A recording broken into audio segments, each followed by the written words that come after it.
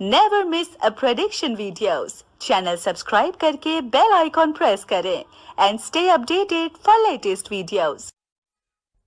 नमस्कार मित्र हो, महाराष्ट्राच्या निर्मितीपासून आजपर्यंत राज्यामध्ये जितके राजकीय भूकंप घडले नाहीत तितके भूकंप 2019 पासून राज्यात घडत आहेत. आणि या भूकंपाचं नेमकं केंद्र काय आहे, या भूकंपामध्ये जे नेते सहभागी झालेले आहेत त्यांच्या आयुष्यात, राजकीय आयुष्यात आणि व्यक्तिगत आयुष्यात काय होणार आहे याची कोणालाच कल्पनाही करता येत नाहीये. असं सध्या महाराष्ट्राचं राजकारण अगदी खालच्या स्तराला गेलेलं आहे. आणि या सगळ्यामध्ये जे नेते सहभागी झालेले आहेत त्यांच्यामुळे महाराष्ट्राच्या पदरी काय पडणार आहे, यातला कोण जिंकणार आहे, कोण हरणार आहे, कुटुंबच्या कुटुंब उभी फुटतायत. आणि मग या कुटुंब भेदण्यामध्ये जे लोक सहभागी झालेले आहेत त्यांचं पुढे काय होणार आहे, या सगळ्या प्रश्नांची उत्तरं जाणून घेण्यासाठी, म्हणजे अगदी दोन्ही पद्धतीत, कुंडलीच्या आधाराने देखील आणि वास्तविकता व्यक्तिगत आयुष्यात देखील, आपण भेटणार आहोत एका अशा व्यक्तीला की ज्यांनी आजपर्यंत केलेली राजकीय भाकितं ही जवळपास 98% खरी ठरलेली आहे.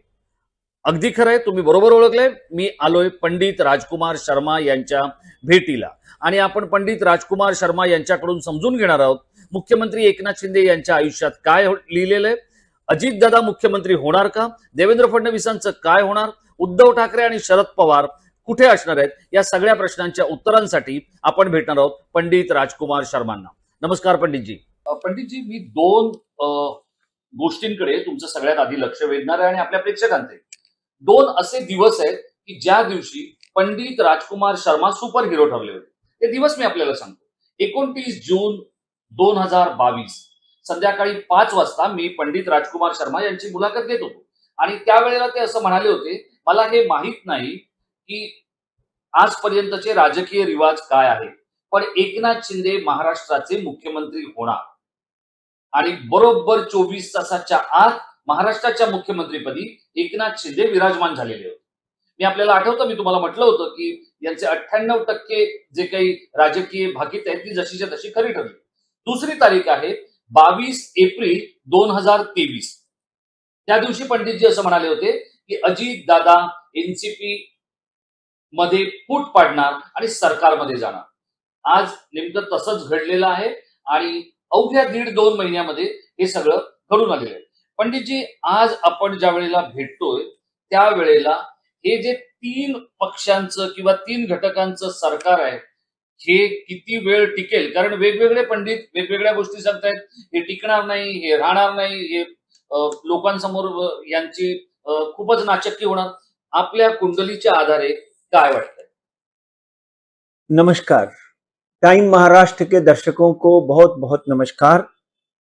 आप सबका प्यार और आप सबका सहयोग हमेशा हमें मिला है और आगे भी मिलेगा। और साईं की कृपा से भविष्यवाणियां सत्य होती हैं और ग्रहों की अपनी रचना है। मैं जैसे इन्होंने शुरू किया कि महाराष्ट्र की निर्मिती से, उसी से शुरू करूंगा कि महाराष्ट्र का जन्म 1/5/1960 शनिवार और रविवार के सुबह हुआ और मिथुन राशि, अर्धरा नक्षत्र, शुक्ल पक्ष की पंचमी। अब ये घटनाएं तो सारी महाराष्ट्र में घटी जा रही है ना, इसलिए महाराष्ट्र की कुंडली का अध्ययन करना बहुत अनिवार्य है। बुध की महादशा खत्म होते होते 24/2/2024 को महाराष्ट्र में केतु की महादशा लगेगी। इस सारे माहौल में जब आप मुझे वो पूछ रहे हैं कि अब क्या होगा, एक तरफ आपने ये भी बोला कि बहुत सा कीचड़ फैल गया, बहुत सा, देखिए ये कीचड़ उसी दिन उस दिन भी तो फैला था जब महाविकास आघाड़ी शुरू हुई। 3-3 4-4 पार्टियां मिलकर सरकार बनाती हैं। महाराष्ट्र की जनता, महाराष्ट्र के किसान की चिंता किसी ने करी या नहीं करी, पर डेफिनेटली एकनाथ शिंदे ने महाराष्ट्र में 1 साल के अंदर वो कर दिखाया जो आज तक किसी ने नहीं कर दिखाया। हमारी भविष्यवाणी साईं की कृपा से सत्य होती है, सत्य हुई। ये तो भविष्यवाणी 2-2.5 साल महाविकास आघाड़ी जिस दिन की थी उस दिन भी मैंने कहा था कि एकनाथ मुख्यमंत्री बनेंगे, और उसके बाद वो वापिस जब बने तभी भी आपके माध्यम से हमने टाइम महाराष्ट्र के माध्यम से ये वाकिफ किया था कि ये मुख्यमंत्री बनेंगे। अब जो आपका प्रश्न है कि ये सब क्या हो रहा है, एक बार वापिस दोहराएंगे प्रश्न तो मुझे और थोडी क्लॅरिटी। माझा हा प्रश्न आहे की हे जे सगळं चाललेलं आहे राजकीय, की कोण कुठल्या पक्षात येतंय, कोण कुठे जातंय, कोण काय होतंय, याला बघा, जे शेवटी एखाद्या घटकाच्या नशिबी असतं किंवा ललाटी असतं, ज्याच्यात प्रारब्ध जे काही लिहिलेलं असतं तेच होत असतं, आपण फक्त निमित्त असतो। महाराष्ट्राच्या प्रारब्धात हेच सगळं लिहिलंय का? अभी और एक बात बताता हूं कि जब भी बुध गुरु की राशि में होता है, महाराष्ट्र की कुंडली में बुध मीन राशि में है, मीन राशि का स्वामी गुरु है, और गुरु महाराष्ट्र के शनि और गुरु लगन में बैठे हुए हैं। तो जब हम महाराष्ट्र की कुंडली का अध्ययन करते हैं तो ये बुध की महादशा में पिछले 4 सालों में महाराष्ट्र में अस्थिरता रही है, सरकारें बनी हैं, हर आदमी ने अपनी रोटी सेकी है। अब एक नया समीकरण बन गया है। 1 साल पहले देवेंद्र फडणवीस और एकनाथ शिंदे ने एक नया समीकरण बनाया था, अब ये जो अजीत पवार जी का समीकरण नया शुरू हुआ है। एक बात पक्की है कि ये सब नेता महाराष्ट्र के भले के लिए काम करना चाहते हैं, मगर इनकी टीम में डेफिनेटली कुछ लोग ऐसे हैं जो महाराष्ट्र के भले के नहीं, अपने भले के लिए काम करना चाहते हैं। अब महाराष्ट्र की कुंडली का जब हम अध्ययन करते हैं तो राजेश जी एक बात ध्यान से सुन लीजिए, 24/2/2024 के बाद महाराष्ट्र की कुंडली में केतु की महादशा लगेगी। केतु मंगल के साथ में है। महाराष्ट्र एक ऐसा रिजल्ट अगले इलेक्शन में देगा जो आपने कल्पना भी नहीं की होगी। ये जितने नेता महाराष्ट्र का मजाक उड़ा रहे हैं, कल मुझे राज ठाकरे की इंटरव्यू बहुत सुंदर लगी, उन्होंने बहुत सुंदर भाषा में, बहुत प्यार से, बहुत तरीके से सबके साथ में जो सबकी विश्लेषण किया, आई अप्रिशिएट दैट। 24/2/2024 को महाराष्ट्र की कुंडली में केतु की महादशा के बाद तो और खलबल मचेगी। महाराष्ट्र का जो राजनीति निचलतम स्तर पर आई हुई है वो डेफिनेटली और नीचे जाएगी। क्योंकि अगदी खरं आहे, तुमच्या भावना पोहोचलेल्या आहेत आपल्या प्रेक्षकांपर्यंत। मी पुढच्या प्रश्नाकडे तुमच्याकडे येणार आहे। आता ज्या वेळेला या सगळ्या राजकारणाचा आपण विचार करत असतो त्यावेळेला महाराष्ट्राच्या राजकारणाचा नायक असतो राज्याचा मुख्यमंत्री।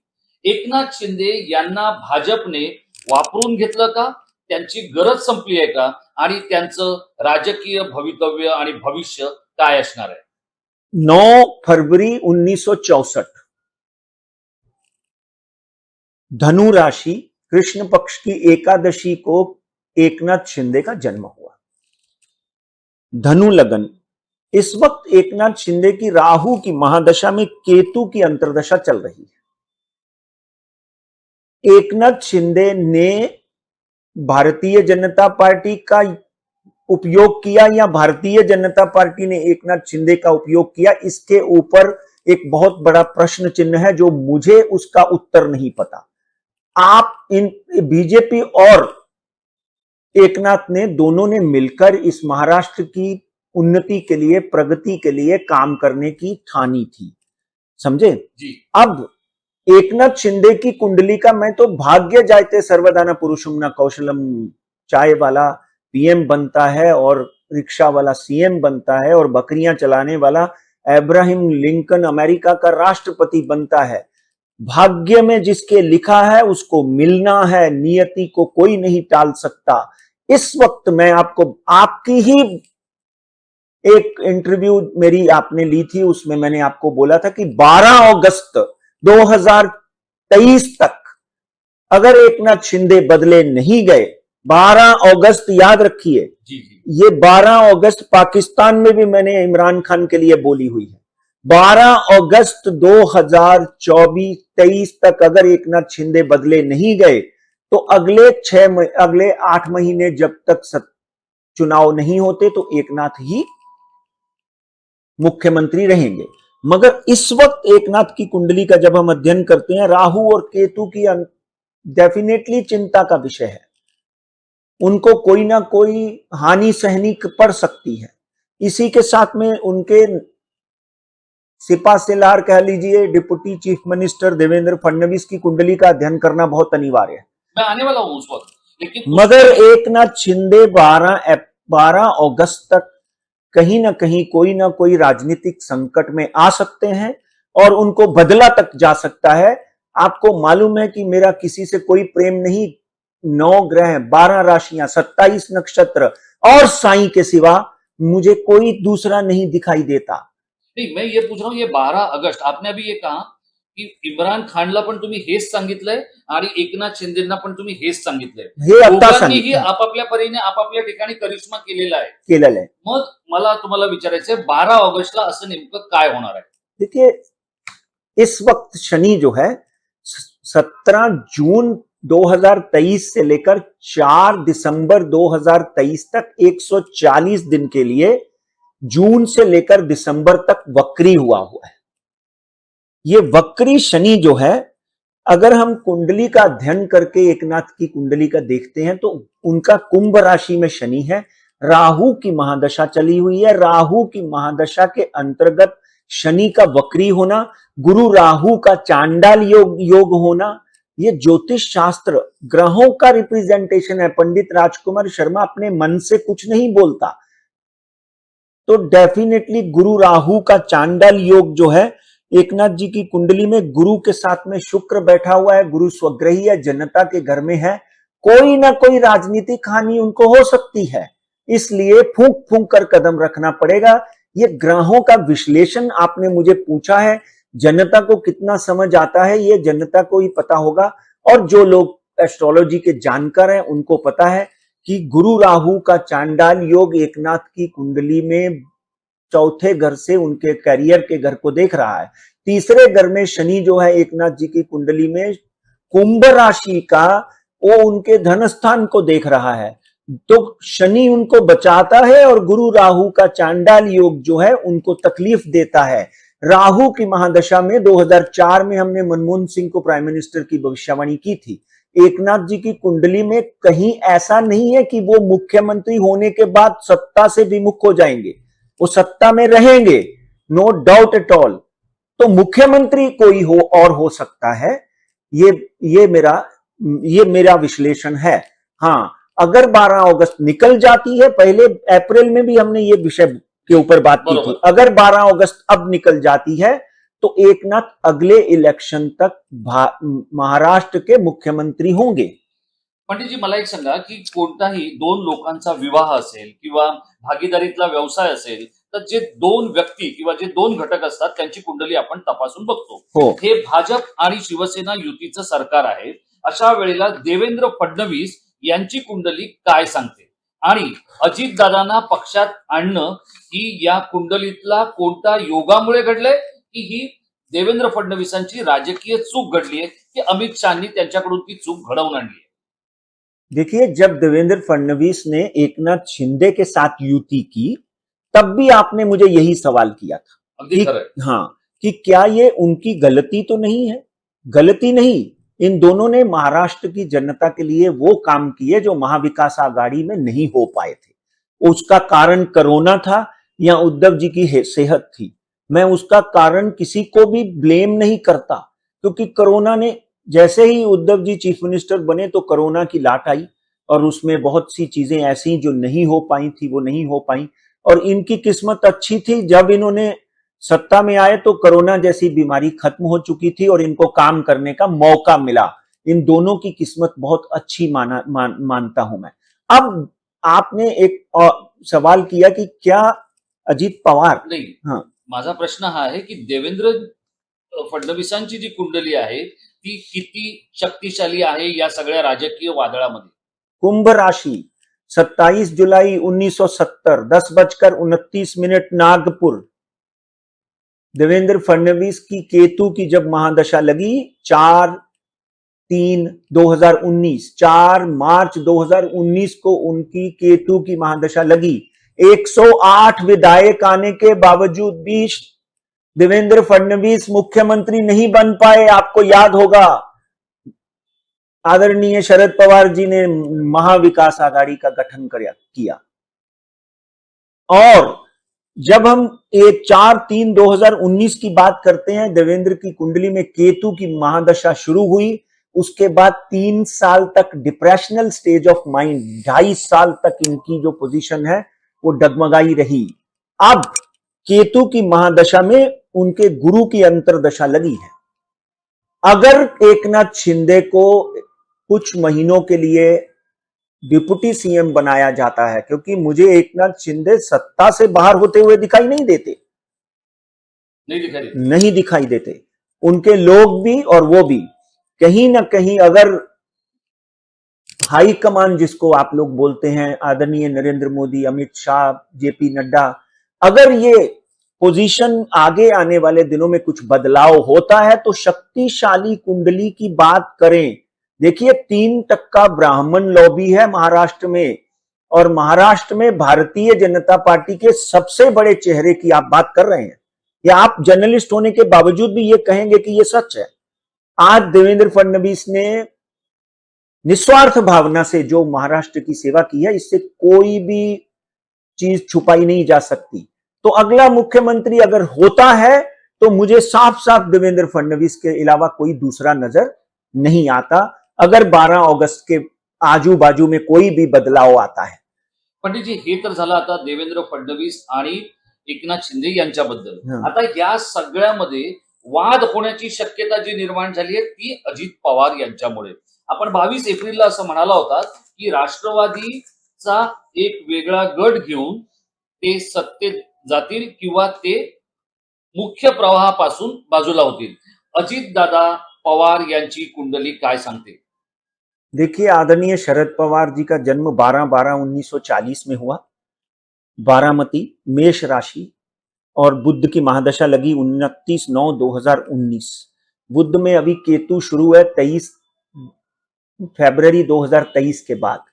आपको याद होगा, आपके शो के माध्यम से भी मैंने बोला था कि कहीं ना कहीं उनकी चाणक्य नीति और कौटिल्य नीति की नीतियां जो हैं अब फेल होती हुई दिखाई देती है। अजीत पवार की कुंडली का हम बात करें तो, जिनको लोग दादा बोलते हैं प्रेम से, 27 जुलाई 1959 1:59 यानी दोपहर को उनका ऑलमोस्ट करीब 2 बजे का जन्म हुआ, अहमदनगर। सोमवार का दिन उनकी भी मेष राशि है। उनका तो नाम अजीत रखा, अ के हिसाब से मेष राशि ही है। इस वक्त उनकी राहु की महादशा चल रही है। मित्रों, एक बात ध्यान रखना, राहु की महादशा में जाते जाते राहु ने उनको एक बार फिर सत्ता सौंपी। राहु क्या कहता है कि मैं तुम्हें दुखी करूंगा, मगर जाते हुए तेरे को जैकपॉट देके जाऊंगा। दादा की कुंभ राशि है, मेष राशि है, और देवेंद्र फडणवीस की कुंभ राशि है। कुंभ राशि पे 7.5 लगी हुई है, मेष राशि पे ढैया चल रहा है। दादा की कुंडली में 3/8/2023 के बाद, मेरी बात को नजरअंदाज मत करिए, ध्यान से सुनिए, 3 अगस्त 2023 के बाद गुरु की महादशा लगेगी। गुरु की महादशा 3 अगस्त 2023 से शुरू होती है। आगे आने वाले इलेक्शन जब भी होंगे, महाराष्ट्र में Bharatiya Janata Party, Nationalist Congress Party, Eknath Shinde Shiv Sena, Uddhav Thackeray Shiv Sena, ये बहुत बड़ा एक भूकंप, भूचाल, बहुत बड़ी एक भौकाल खड़ा हुआ है राजनीति में, और ये हर स्टेट में आएगा, क्योंकि कलयुग एंड घोर कलयुग की तरफ हम बढ़ रहे हैं। ध्यान रखिए एक बात, राहु की महादशा में अजीत पवार अगले 1 से 1.5 साल में ऐसा खेला भी खेल सकती है ग्रह दशा उनके साथ कि वो महाराष्ट्र के मुख्यमंत्री तक बनते हुए दिखाई देते हैं। और क्योंकि सक्षम है, खानदानी है और राजनीति के परिपक्व हैं। आपको याद होगा, आपके शो के माध्यम से भविष्यवाणी में मैंने बोला था कि महाराष्ट्र में सबसे ज्यादा वोट लेकर अगर कोई जाएगा 2019 में तो वो अजीत पवार होगा, सबसे ज्यादा वोट उसको मिले थे। आज भी अजीत पवार जो है मुझे मजबूत होते हुए दिखाई देते हैं, मगर अगले 3 महीनों में अगर कोई अदला बदली होती है, पर्टिकुलरली 12 अगस्त से पहले, तो डेफिनेटली कहीं ना कहीं देवेंद्र फडणवीस पुनः मुख्यमंत्री बन सकते हैं। मगर महाराष्ट्र में भारतीय जनता पार्टी से अगर देवेंद्र फडणवीस का नाम निकालकर बाहर रख दिया जाए तो महाराष्ट्र की भारतीय जनता पार्टी की इकाई शून्य होती हुई दिखाई देती है। आगे कोई बड़ा नेता आता है कि नहीं आता है, ये भविष्य और कल्पना की बात है। पंडितजी मला एक सांगा की आता सगळीकडे चर्चा अशी आहे की देवेंद्र फडणवीस हे केंद्रात जाणार. केंद्रीय मंत्रिमंडळाचा अगदी आता द्रौपदी मुर्मू सध्या महाराष्ट्रात आहेत, नागपूरमध्ये येत्या आणि त्या तिथून एकदा दिल्लीत गेल्यानंतर अवघ्या काही तासांमध्ये केंद्रीय मंत्रिमंडळाचा विस्तार होणार आहे आणि त्या विस्तारामध्ये देवेंद्र फडणवीस आणि प्रफुल्ल पटेल यांची नावं अत्यंत ठळकपणे घेतली जात आहेत. ज्या कुंडलीच्या आधारे देवेंद्र फडणवीस यांना राज्य पातळीवरचं नेतृत्व करण्याची संधी मिळू शकते की राष्ट्रीय पातळीवरचं? देखिए कोचरेकर साहब, राजनीति की भविष्यवाणियां मैं भी बहुत दिनों से कर रहा हूं, 30 साल से, और आप भी बहुत सालों से राजनीति के विश्लेषज्ञ भी हो, बहुत अच्छे पत्रकार भी हो, ईमानदार पत्रकार हो, जिसने कभी किसी चीज की परवाह नहीं की, किसी रिश्ते की फेवर नहीं की। ये मैं आपकी प्रशंसा करने से बाज नहीं आऊंगा। आज मैं आपको याद है, मैं भविष्यवाणी मोड़ता तरोड़ता नहीं हूं। जो है सो है। अगले साल इलेक्शन आने वाले हैं। देवेंद्र फडणवीस से बड़ा चेहरा महाराष्ट्र में नहीं है। एक सबसे पहले तो राजनीतिक विश्लेषण कर देता हूं कि देवेंद्र को यहां से हटाने की कोशिश ही नहीं करेगा हाईकमान, नहीं करेगा। और देवेंद्र की कुंडली में स्थायी ग्रह दशा चल रही है, स्थिर ग्रह दशा चल रही है। केतु ने 4 साल तक उसको काफी डिसमेंटल कर दिया, रेस्टलेस कर दिया। देवेंद्र फडणवीस को महाराष्ट्र में अगले कम से कम 3 साल कुंडली के प्रमाण से कोई हिला नहीं सकता। लोग तो देखिए, लोगों का काम है कहना। लोग कहते हैं कि वो जी दिल्ली जा रहा है, ये तो 2.5 साल से सुन रहा हूं मैं, उसको दिल्ली ले जाएंगे जी। अमित शाह से उसकी जमती नहीं है जी। मुझे कुंडली के माध्यम से, क्योंकि अमित भाई और देवेंद्र फडणवीस की कुंडली का कंपैटिबिलिटी चार्ट जब मैं बनाता हूं तो डेफिनेटली उसमें 69 नंबर मिलते हैं। जब हम शादी करते हैं गुणांक मिलाते हैं, बरोबर है, तो 36 में से 36 पेक्षा किती गुण जुळतात? 36 में से 28 गुण देवेंद्र फडणवीस के पॉलिटिकली अमित भाई बरोबर जुळतात, सोशली, हाँ पॉलिटिकली सोशली, यहाँ पे फायनान्शियल की तो बात नहीं। पण मला तुम्हाला अजून एक वेगळा इंटरेस्टिंग प्रश्न असा विचारायचा आहे. देवेंद्र फडणवीस, आता बघा, काल कॅबिनेटची बैठक होती आणि कालच्या कॅबिनेटच्या बैठकीला हे सगळे बिन खात्याचे 9 मंत्री आणि ज्यांच्याकडे मंत्रालय आहेत असे मंत्री पण होते.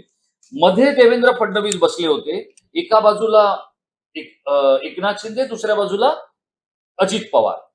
देवेंद्र फडणवीस या दोघांबरोबर कसे कुंडलीच्या आधारावर राहू शकतात असं तुम्हाला वाटतं? या दोघांपैकी कोण त्यांना जास्त सांभाळून घेईल आणि कोण त्यांना जास्त त्रासदायक ठरेल?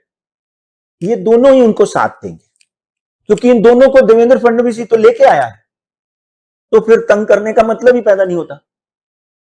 आप समझे ना, तंग करने का मतलब तब पैदा होता है कि आपके सामने कोई खड़ा है। देवेंद्र की मैंने पिछली इंटरव्यू में देखा, जो कोई अर्नव गोस्वामी के साथ थी, नाम लेके बोलता हूं मैं, उसमें उन्होंने बोला कि मुझे धोखा एकनाथ ने या अजीत पवार ने कभी नहीं दिया, शरद पवार ने धोखा नहीं दिया मुझे धोखा दिया है उद्धव ठाकरे ने।